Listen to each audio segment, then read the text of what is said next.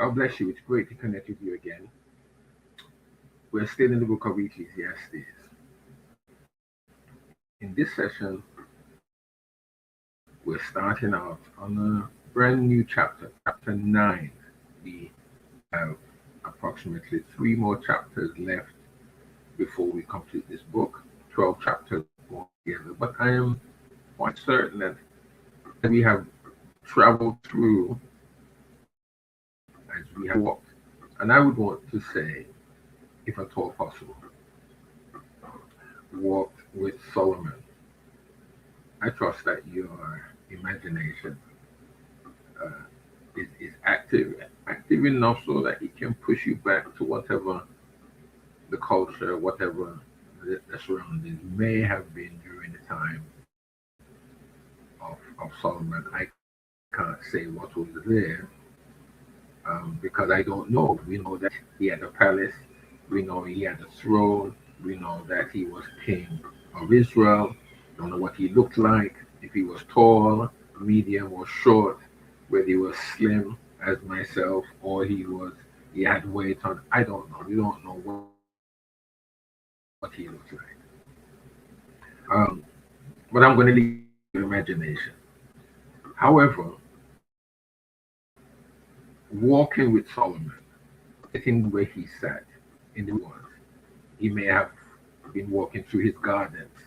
If you've read the Song of Solomon and you're tall, we are given the impression that he loved gardens, he loved flowers, he liked to be in the company of nature. That's the impression I have received anyway. So even then, walking with him, conversing with him, listening to him as he spoke. He doesn't see us, he can't see us. And in reality, we can't see him. But in our imagination, we are walking with him.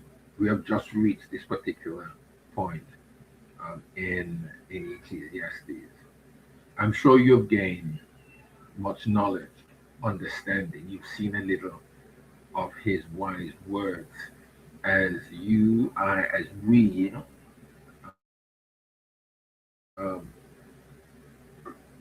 transverse. Is that a word to properly convey what I'm saying here? As we go through life, even in our reality, he's not here. No, he's not here. But his words, he has left his words, he has left his writing with us, and the foundation of what he has written is God, really, because again, he has said there's nothing that fulfills the heart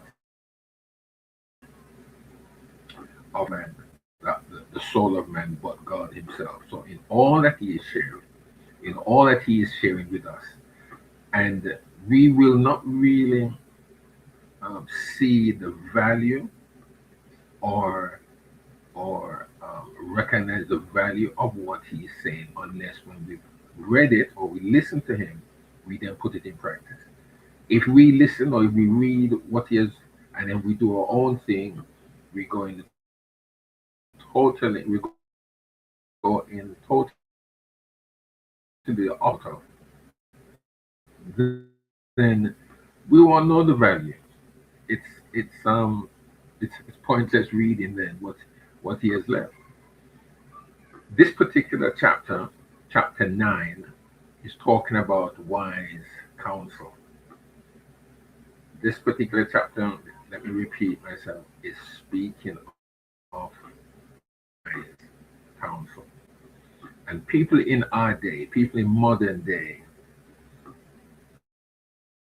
pay great sums of money for counsel.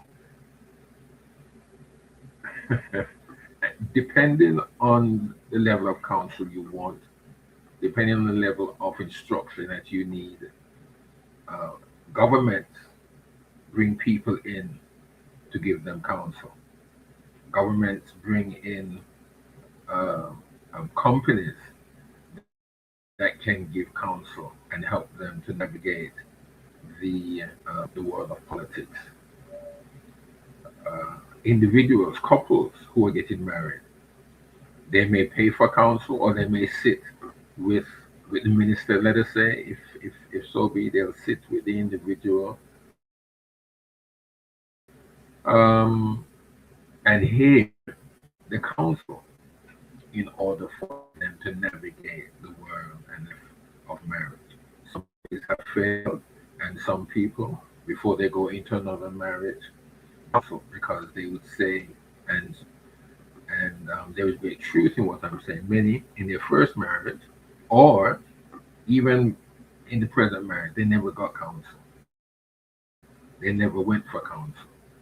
Nothing wrong with that at all. I'm not saying that they should have. It's recommended that conduct, but they never went for counsel. However, their marriage seems to be working. There's always a marriage that is. There's never a marriage, I should say, that doesn't have its unique problems. Every marriage, every relationship has its unique problems and circumstances that couples have to navigate. Some navigate the problems quite well, some don't.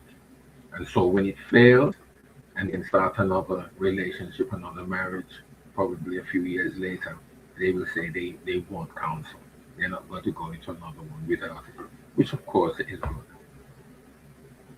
But there are various sectors of life that requires and sometimes pays great sums of money for the for counsel. They seek help, legal help. They seek financial help. They seek, as I've said, marital, child rearing, official, um, etc., from all from various individuals. Yes, psychiatrists, psychologists, therapists, and you can probably find a counselor for every area of life. Then there are the newspaper columns, magazine articles, and books that are continually being written that offer advice and counsel on practically every subject imaginable. There is no shortage of people and places to turn to for help. And I'm sure you would agree with me. And the teacher, the preacher, Solomon, the king of Israel, the wisest of all men, he himself placed a great deal of emphasis on the importance of counsel. Now, in former chapters between 1 and 9, the preacher he explained the futility and the frustration of life.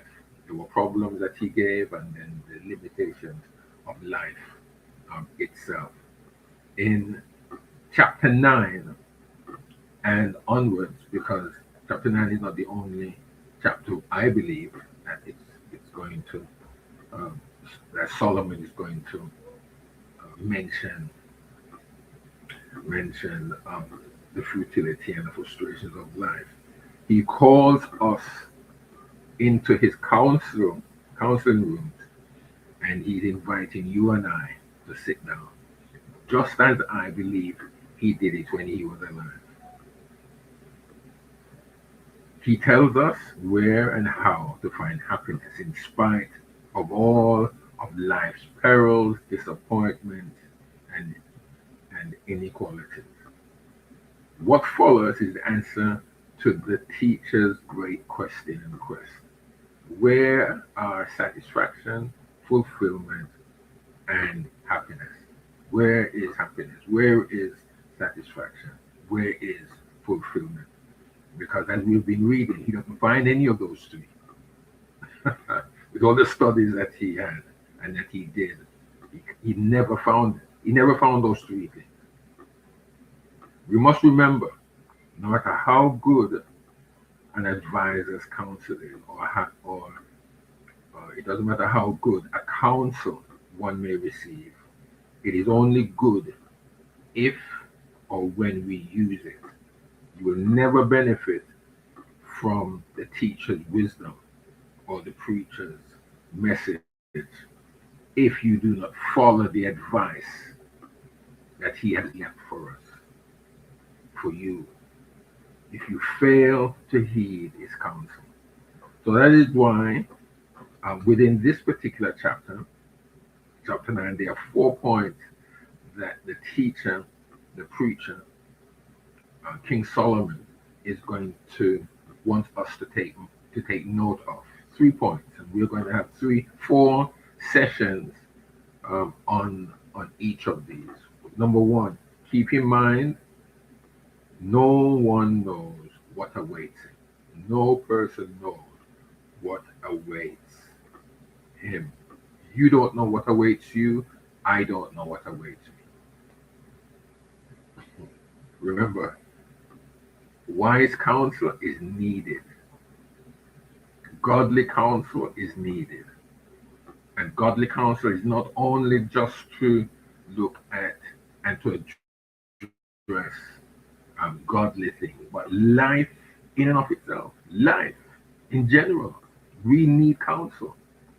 And not only counsel just because you may go into business, or you're going into marriage, or you're thinking of starting a church, or you're taking over a church. Not not just those, but we need counsel, full stop. Full stop. Number two, death is the most horrible tragedy of the human race, and we have to know that. Number three, we must enjoy life and acknowledge that God is the giver of life. That's number three. And number four, be aware that life is uncertain. Be aware that life is uncertain and totally unpredictable. Can't predict life. As far as I'm concerned, for me, how I see life, we've all planned life to some extent when we were younger. 20s, before well, between 15 and 20, we had an outlook on life on what we wanted. 20 to 25, things begin to change. 25 to 30, and it varies. It varies for everyone. Think about it. There are some curveballs that have come our way and your way. I'm quite sure you never planned for those, and it totally changed the trajectory or the direction in which you are going, or in which you wanted to go. Put it that way. So life is totally unpredictable. And then after that, in the next 4 sessions, we will look at this chapter in piecemeal. I trust and I hope that it will be a blessing to you. I don't know if you've ever read chapter 9 before. Put it this way, you may have read the whole of Ecclesiastes already. You may not be going through it the way how I've been going through it, because it highlights, and every time I've read it, I've seen something new, at least for me. And sometimes, even when I'm sitting before others whom I'm speaking with, even since I've been doing this has certainly helped me. It has certainly helped me. Why? Because I'm seeing things that I never saw in the years before now that I have read Ecclesiastes. This is not the first time I'm reading it. No, certainly not the first time. But every time I read whatever verse or passage or chapter in the Bible, there's always something new that comes to me that illuminates my pathway, my mind, and helps me to see me and to know who I am, and to know who I am very much in the presence of the great King. And it's a pleasure. I really find it's a pleasure doing this, not only for you, but for me, because I want to be the man. I want to be the husband, the father. I want to be uh, the pastor. I want to be the servant that God wants me to be, and to be effective. I have failed. Let me just say that out there. I have failed. I have sinned. As Paul says, I have fallen short of God's divine requirements. Remember, sin means to miss the mark. Sin means to miss the mark. And all have missed the mark. But God's grace is sufficient to keep and to help us, help me to hit the mark. I don't want to fall short of that mark. And I want you. So whatever way that I can help, where I can help you to see what God wants us all to see, then I want to be the individual. I want to be that servant of the Most High. So I'm going to be reading the entire chapter from the uh, the Jewish text. It's been quite warm here. I haven't had my tie, my favorite tie here. This is my favorite tie. I just love this tie. um, I was in a little meeting with my friends the other evening, and they said to me that they've never known me to be without a tie or to have to dress down, and that is true. I've never really been one to be without what I think I may need, and that is for many years from growing up. From growing up, that's what I've been like. So it's beautiful weather here for me. I complain. I'm just going to bask in it because I'm in one day. So so yeah. Okay. Wise counsel. Ecclesiastes chapter 9, and I'll be reading all 18, all 18 verses.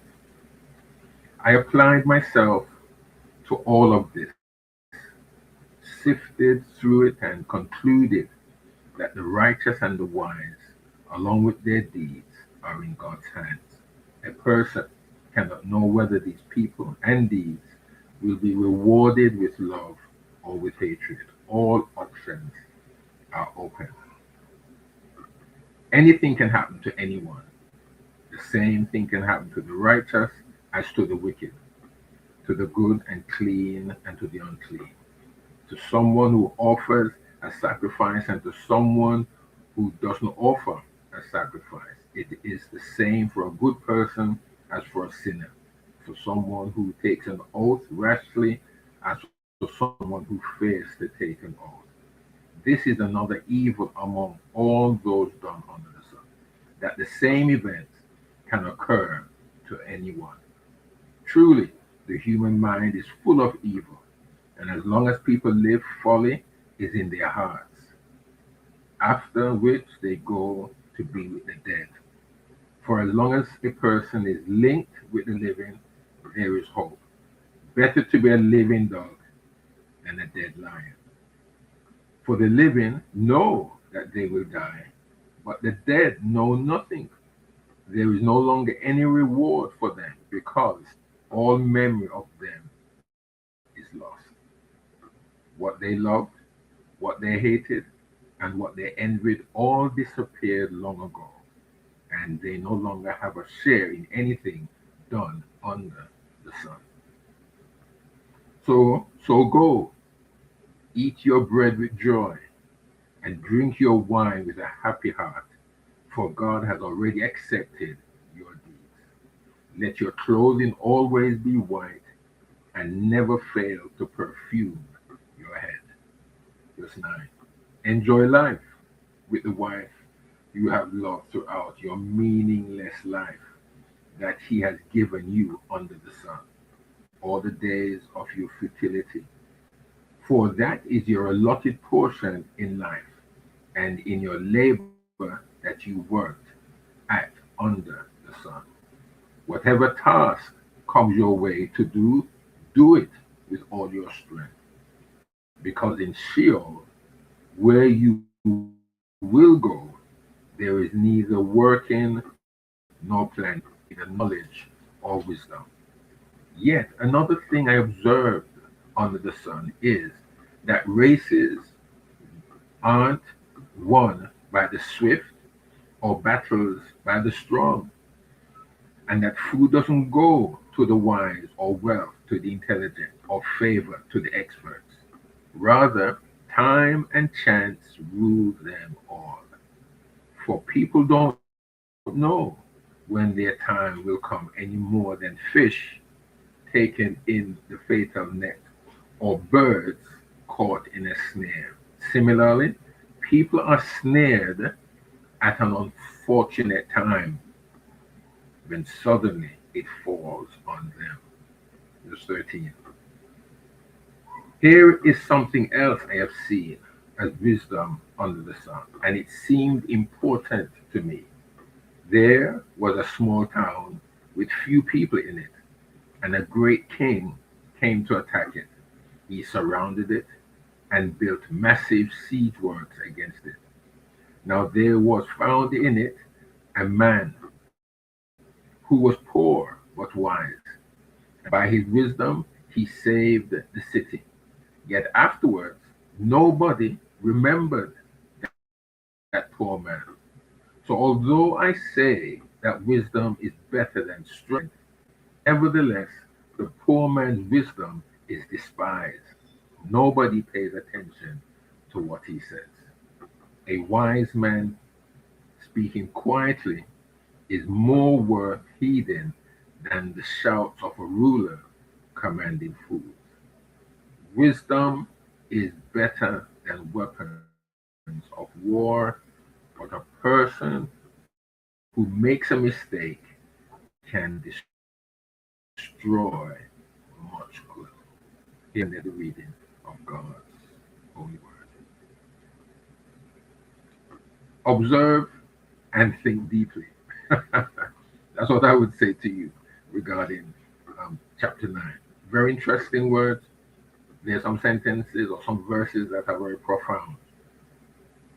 But I would leave you to contemplate which one of those verses you think have hit you rather hard. Remember, this is about wise counsel. Everybody needs wise counsel for something or the other.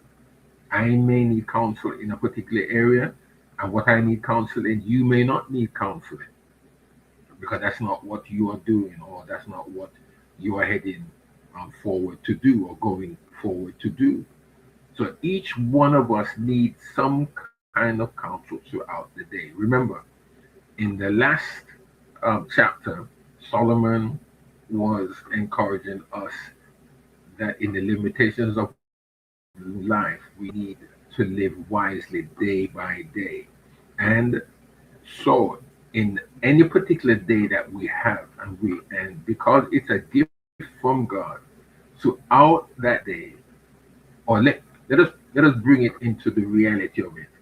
Throughout the day that we are living right now, we need counsel in order to be fruitful today. I'm not talking about yesterday. You can't change yesterday. And I'm not talking about tomorrow. I'm talking about today. You and I need counsel in order to navigate the situations, the circumstances, the problems, the highs, the lows, whatever the situation of today brings or is bringing, then we need counsel, and we need wise counsel. Are you willing to give or to bring that counsel, or are you willing to accept that counsel? Those are the questions that only you can answer for yourself, or you can really be able to deal with. So may God bless you. Have a great day. May God continue to bless you and to shower his blessings of grace and of mercy upon your life. Be a blessing to someone. Share the testimony of good news to someone today, that God may be seen in your life, and that you also will be able to provide the counsel needed or receive the counsel needed in order to continue to be blessed.